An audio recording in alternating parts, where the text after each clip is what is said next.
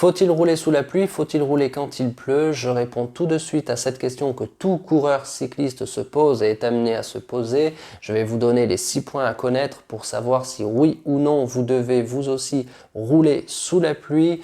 Bonjour, bienvenue sur Cyclisme Attitude, la chaîne qui rassemble tous les passionnés de vélo, supporters et compétiteurs. Je suis Richard Patrosso, coureur cycliste ultra.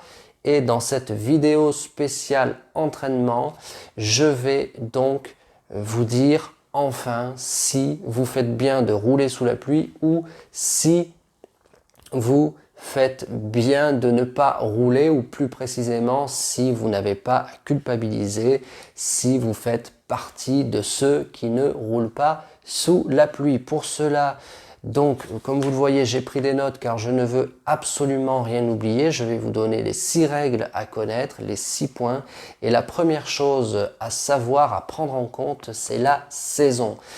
En quelle saison sommes-nous? Donc lorsque vous voyez qu'il pleut, que le temps est à la pluie ou qu'il va pleuvoir, que vous savez qu'il va pleuvoir lors de votre sortie d'entraînement sur la route, donc posez-vous cette question. Alors je dis posez-vous cette question, bien sûr, vous savez quelle saison, mais la saison est à prendre en compte. Est-ce que vous êtes en fin de saison? C'est-à-dire avant le 31 décembre, c'est très important, ce n'est pas la même chose si c'est avant le 31 décembre, parce que avant le 31 décembre, on est en fin de saison, entre septembre et le 31 décembre, vous m'avez compris, alors qu'à partir du 1er janvier, on sait très bien qu'à la mi-janvier, les gentlemen reprennent, fin janvier, les premières courses arrivent, et début février, là, on a vraiment le calendrier de courses qui commence et les courses se font de plus en plus nombreuses, donc il faut être prêt. Donc la saison, c'est très important. Surtout une chose aussi très importante, là je parle à propos de la préparation. Et pour un objectif, il faut 3 mois pour être compétitif. Donc c'est la raison pour laquelle je vous dis que si on est en fin de saison, ce n'est pas grave si jamais vous sautez une sortie d'entraînement, par exemple au mois de novembre, et que votre objectif est plutôt vers le mois d'avril-mai. Alors bien sûr, voyez cela avec votre entraîneur. Je ne veux pas contredire votre entraîneur, mais ce que je veux dire, c'est que rater une sortie à cause de la pluie aura des conséquences moins graves sur votre condition physique en fin de saison lorsqu'il n'y a plus de course que juste avant un objectif. Pourquoi est-ce que je parle de la saison? Parce que en hiver, la pluie n'a pas les mêmes conséquences qu'en été. En hiver, il peut, après la pluie, geler. Donc, vous voyez que c'est très différent. En été, on peut se prendre la grêle. Ça, je suis bien placé pour le savoir parce que moi-même, au mois, peut-être le 1er septembre, je ne sais pas, mais fin août, début septembre, je me suis pris la grêle après je ne sais plus combien de kilomètres. Mais je sais une chose, c'est que ce jour-là, j'ai fait 160 km alors que ce n'était pas prévu. Alors vous allez me dire, bon, en tant que coureur cycliste ultra, ça n'a pas dû te déranger. Ça ne m'a pas... Ce qui m'a dérangé, c'est quand même de m'être pris la grêle sur le casque. Parce que, alors heureusement là que j'avais le casque, car ça tapait sur le casque et non pas sur ma casquette. Et donc sur la tête. Mais, donc c'est vrai, on peut se prendre l'été, par exemple, une pluie de grêle. Ça, c'est aussi à prendre en compte. Donc, en hiver, attention au verglas. En été, normalement, la pluie, on va pas avoir froid et on va pas glisser sur le verglas, mais c'est vrai, on peut se prendre, selon les régions, selon la nature, la forme de la pluie, on peut se prendre de la grêle. Donc, attention, et ça, je peux témoigner que ça fait vraiment bizarre de se retrouver sous une pluie de grêle. Donc si moi j'ai fait 160 km ce jour-là, c'est parce que j'ai dû faire demi-tour. Ça c'est une aparté, si vous voulez, je vous raconterai cette fameuse sortie. Dites-le moi si vous voulez tout connaître de cette sortie de 160 km. À cause de la grêle, parce que je n'ai pas pu passer un col, j'ai donc dû faire demi-tour, et au lieu de faire les 2 derniers cols, eh bien j'ai dû faire 3 cols de plus au lieu de faire les deux derniers cols. Oui, c'est bien cela. Donc la région, ça c'est le point numéro 2. La région, pourquoi est-ce que je parle de la région? Demandez-vous, surtout en plus si c'est une région que vous ne connaissez pas, renseignez-vous bien s'il pleut souvent, oui ou non. Pourquoi? Parce que 2 catégories de régions. Vous allez me dire c'est simple, non. Les régions où il pleut souvent et les régions où il pleut très peu.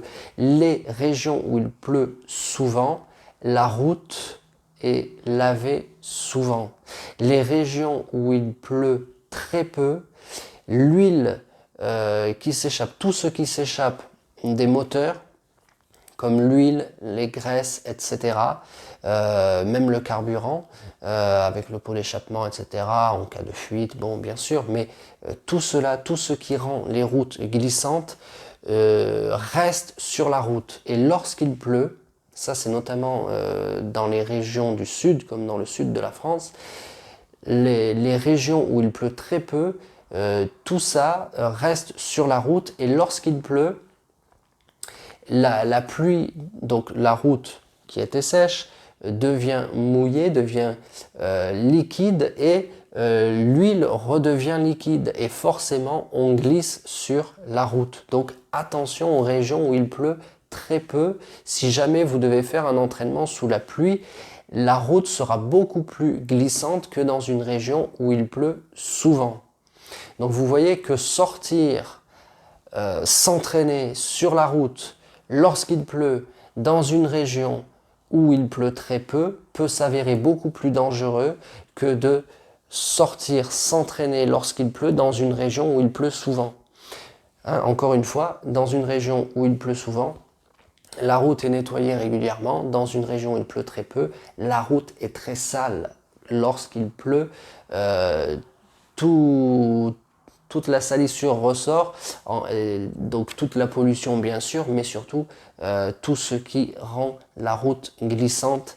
Et là, la route devient glissante. C'est quelque chose qu'il ne faut surtout pas négliger. Donc vous voyez que selon la région où vous êtes, vous devez faire attention, et la nature de votre sortie sera différente, et peut-être que votre sortie, que vous allez annuler votre sortie, alors que vous êtes quelqu'un qui a l'habitude de sortir sous la pluie parce que vous êtes plutôt dans une région pluvieuse. Mais là, vous allez vous dire, hop, attention, je ne veux pas glisser sur la route. J'ai bien fait de prendre mes notes pour cette vidéo. Les régions montagneuses, ça aussi je le vois souvent, attention aux éboulements de pierres.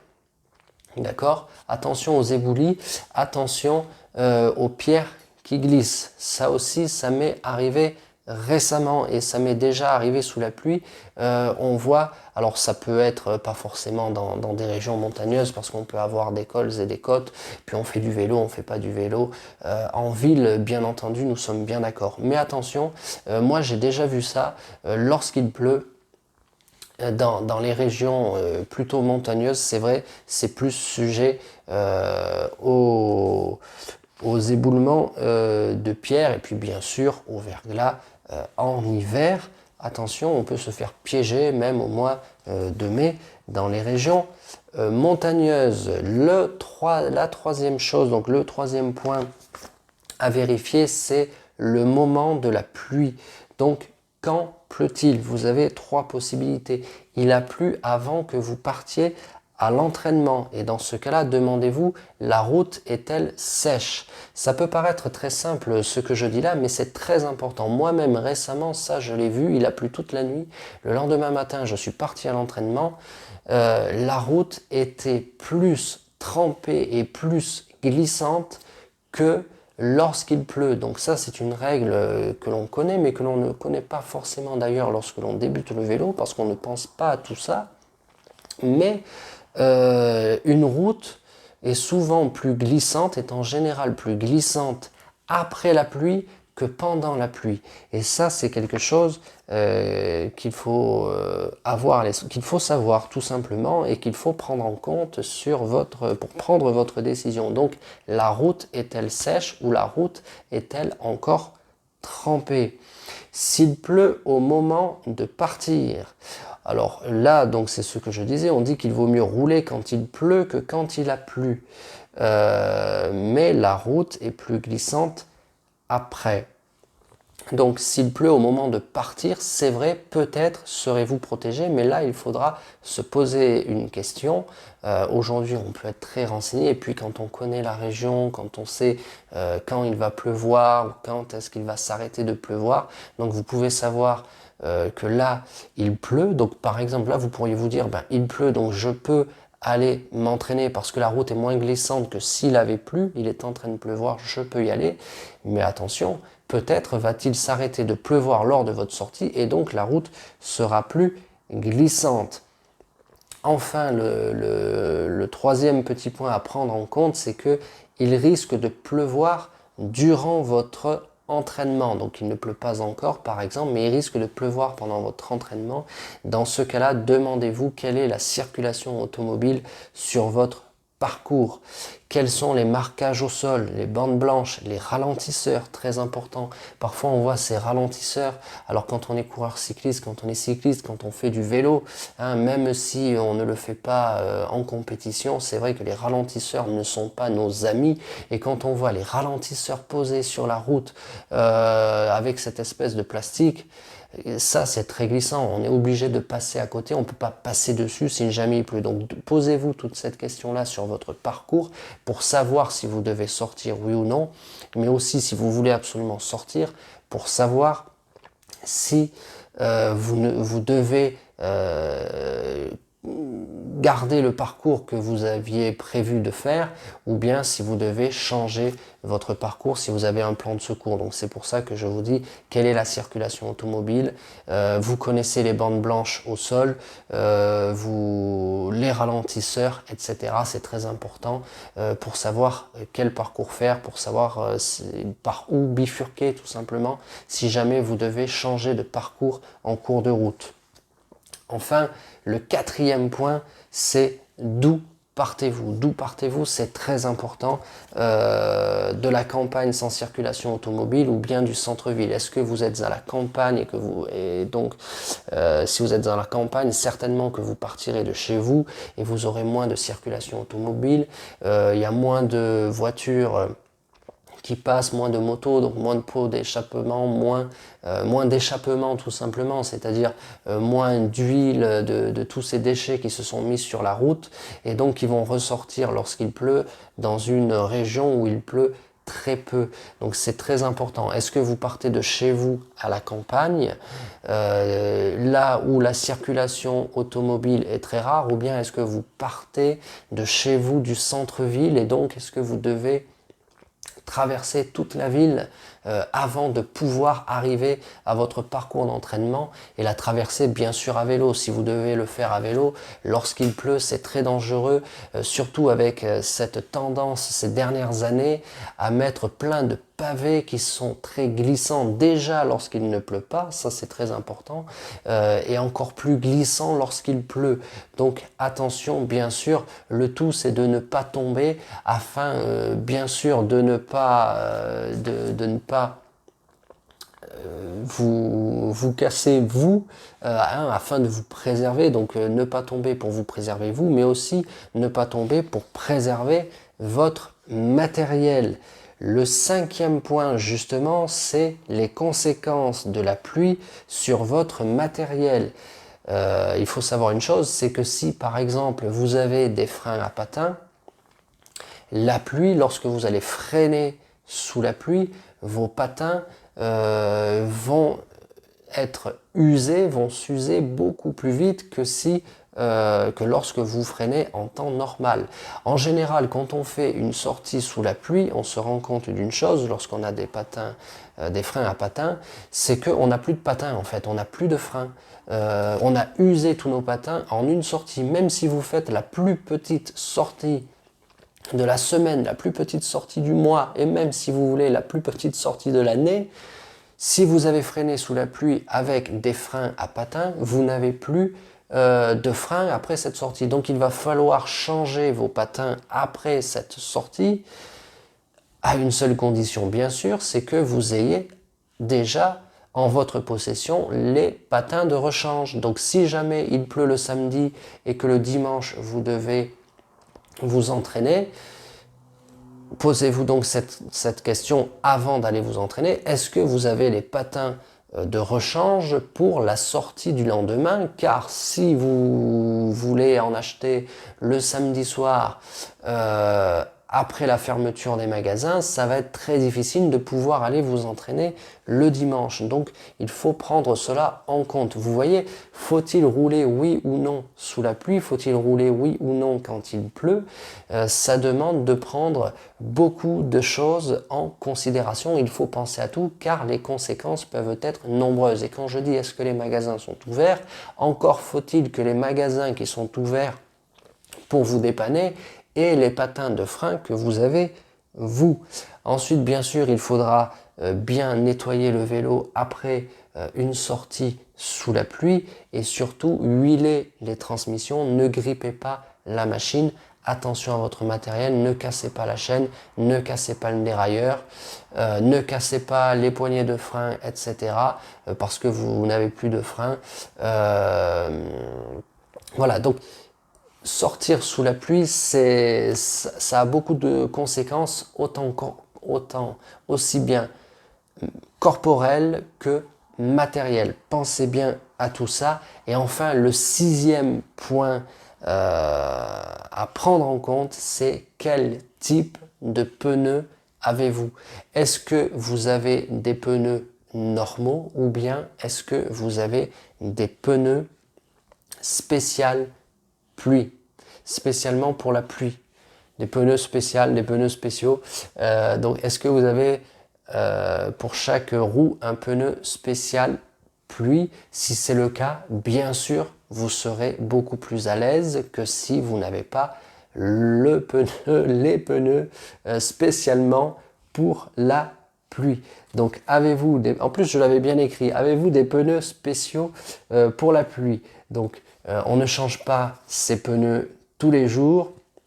On a peur de pincer la chambre à air quand on a des pneus. J'ai dit des pneus, mais bien sûr, peut-être que vous utilisez des boyaux. C'est vrai que ça semble très rare d'utiliser des boyaux, mais si vous aimez les boyaux, tout simplement, vous avez bien raison, car je préfère moi aussi les boyaux aux pneus. Cela dit, il est vrai qu'à l'entraînement, c'est plus facile de changer un pneu que quand on ne pince pas la chambre à air, que de changer un boyau.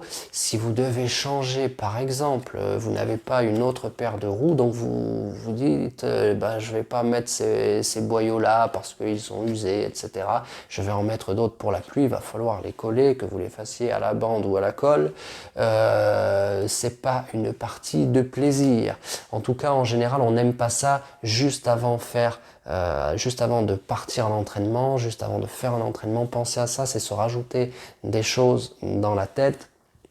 Ce n'est jamais agréable et ça n'encourage jamais à aller s'entraîner. Or, le vélo est un sport avant tout de mental. Il faut avoir le moral et il faut avoir un bon mental pour faire du vélo. Pour cela, il faut avoir la tête légère, vidée de toute tracasserie, j'ai envie de dire. Donc ne vous tracassez pas avec des choses inutiles. C'était les 6 points pour savoir si vous devez, oui ou non, faire une sortie sous la pluie. Sachez une chose, c'est que lorsque j'ai commencé le vélo, J'étais presque junior, ensuite junior, et même quand j'étais junior d'ailleurs, et puis après, je sortais sous la pluie. Aujourd'hui, personnellement, quand il pleut, je ne sors pas. La seule chose que je sors, c'est le home trainer, et encore, ça m'embête de sortir le home trainer, mais enfin, je suis bien obligé maintenant que je fais du vélo à plein temps, de sortir le home trainer. Donc, je préfère sortir, moi, le home trainer, que aller rouler sous la pluie. Mais c'est vrai que quand j'étais jeune, j'en avais étonné d'ailleurs certains, car je m'entraînais avec mon club. D'ailleurs, j'ai fait une vidéo sur comment choisir son club. Je vous invite à la voir, quel club choisir, on va voir, ça sera la prochaine vidéo. Donc comment bien choisir son club. Je vous dis comment bien choisir son club, mais là pour l'anecdote, c'est vrai qu'il y avait un coureur, on était junior, il avait été étonné que je passe par chez lui pour aller rouler. C'était un mercredi après-midi et il pleuvait énormément et lui il voulait pas rouler. Alors il y a une chose dans l'état d'esprit, je ferai une vidéo spéciale là-dessus, c'est que si vous avez 17 ans et que vous n'avez pas envie de rouler, c'est vrai que c'est un petit peu bizarre. En revanche, si vous avez 2 fois, 3 fois, 4 fois 17 ans et plus, vous avez fait vos preuves, ça ne sert à rien de vous torturer parce que vous n'allez pas aller rouler parce qu'il pleut.